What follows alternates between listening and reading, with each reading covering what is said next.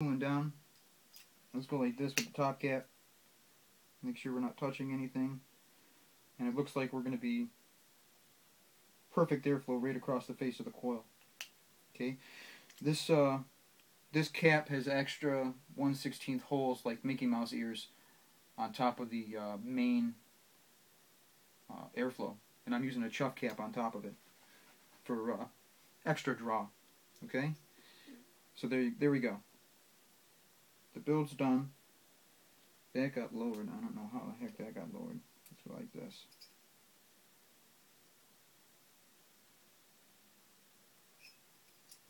Okay.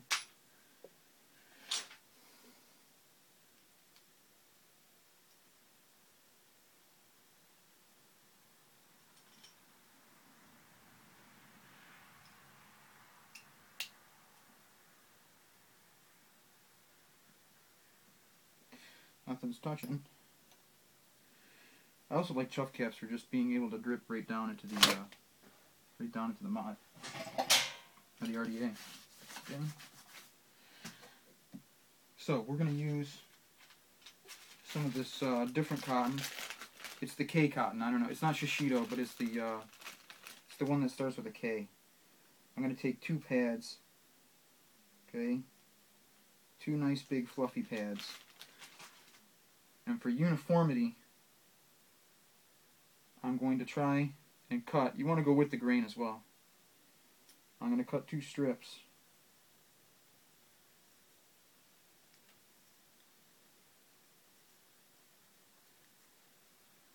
As even as possible. Okay? And then I'm never going to use all this wick, so we're just going to give this a really nice deep spear. Peel them apart carefully.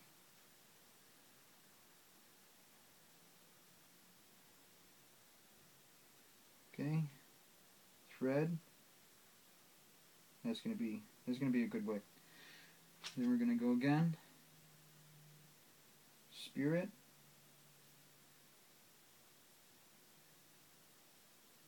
Okay. Be sure the other wick's not getting in your way. Now, get rid of your feathers. We don't want that. And then what I'm going to do is I'm actually going to be tucking tails. So I'm going to use this much cotton, and I'm going to tuck the tails in. What I'm going to do with my flat side, okay, is I'm actually going to be doing this. If I can show you that really fast. I'm taking the inside coil, okay, because I build on the right side of each side of the RDA on a tri-post, okay. I'm taking the left side, or the inside part, and I'm going to gently caress that cotton into that, in between the 2 posts, okay. Giving myself, like, as much flow as I possibly can. And I'm going to make sure that it's on the deck, okay? Nice and gentle. You want to keep this as open as possible, or I found that's the best. You don't want to have it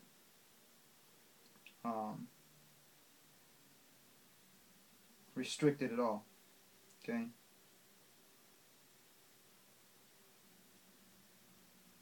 This is a great take on a different wicking method. Then what I'm going to do is I'm going to take these tails, okay, and I'm going to pull them over gently. Again, try not to compress that wick. You don't want to compress that wick.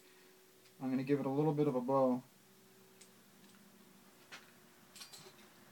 You're going to want to just cut these off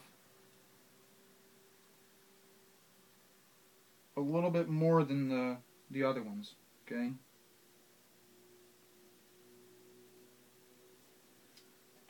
And then what you're going to do is really gently, again, this deck is good for it because it has room to do this.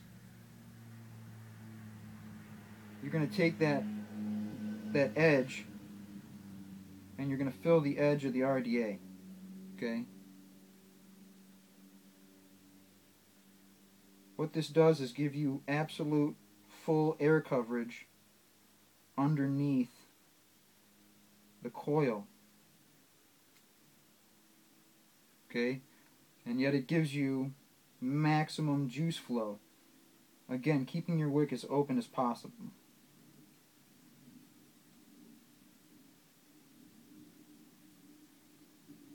You want to gently put it in there too.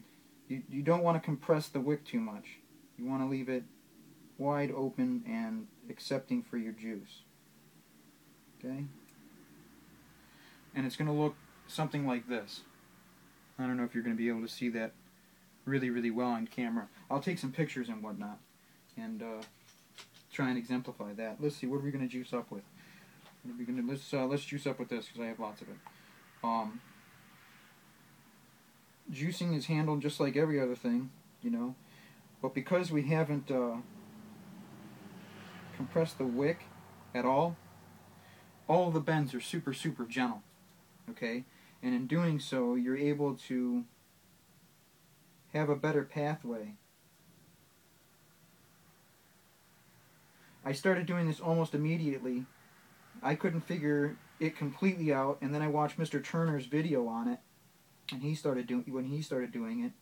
I can't remember if it was Yosh or Iteo or someone like that turned him onto it. You know, shout out to those guys. They've got some pretty sick wicking. Okay. You want to get this wick absolutely saturated before you pulse it. Okay, because what we're going to do is we're going to go back into the wick and we're going to make sure that our tails are in no way interfering with the inside of our coils. Okay? Even going so far as to compress them a little bit in there. You want the rear of the coil to be absolutely open, like there's a huge channel of air. And then you want the bottom of the coil to again have that channel. But you want it to be only the size of the coil itself, so that quite literally, like if my finger's the coil, you've got a complete path around it completely. Behind it, the exact same size as the coil. Okay? Underneath it, the exact same size as the coil. You're using the wick to make a tunneling effect so that it swirls like this as you're drawing across the face of the coil. Okay? That's where you want to try and be. And it'll give you the best production.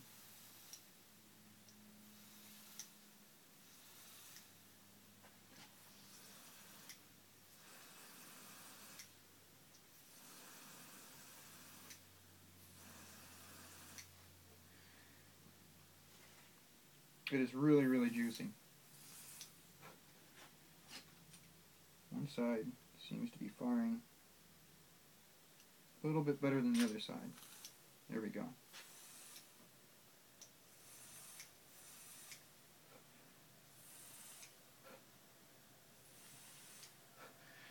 Doing this cotton prepping thing is highly important. Okay? And then putting your cap on, making sure your airflow is right where you want it to be. And you don't have to adjust anything. Okay?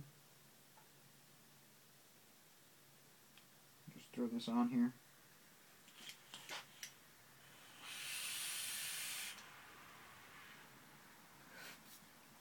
Seems to be working great. Let's take a couple pulls, shall we?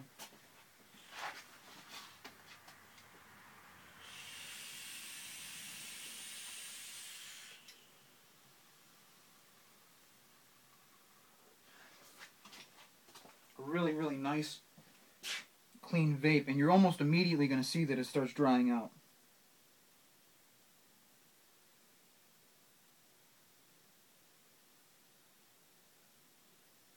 Okay?